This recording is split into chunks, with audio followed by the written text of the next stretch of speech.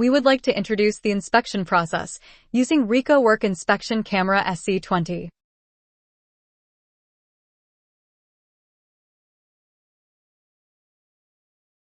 When a worker logs in, a screen like this appears on the monitor. On the left side of the screen is the area where work instructions are displayed. In the middle is the real-time image captured by the camera. The right side of the screen shows the area where the inspection points are set. The process for this demonstration is: first, insert the SD card and install the button battery. Second, the inner cover is attached.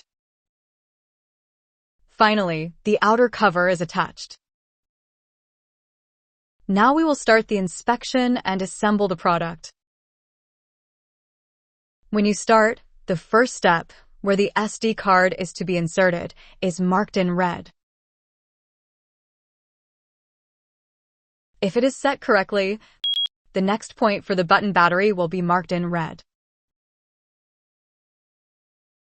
However, if the work is not done within the predetermined time, it will be marked as fail and the inspection will stop. Here, the number displayed in the right area is the score, which indicates how well each point matches the master image. When the inspection is started again, and the button battery is set, it is okay. And the work instructions for the next process are displayed in the left area.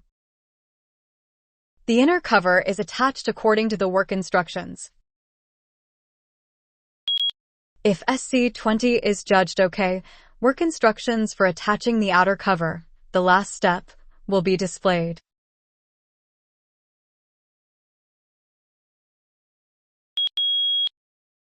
When all tasks are determined to be okay, the series of tests is finished. In this way, work instructions for each process and work judgment are linked so that products are assembled correctly and quality can be maintained at a constant level, regardless of which worker performs the work.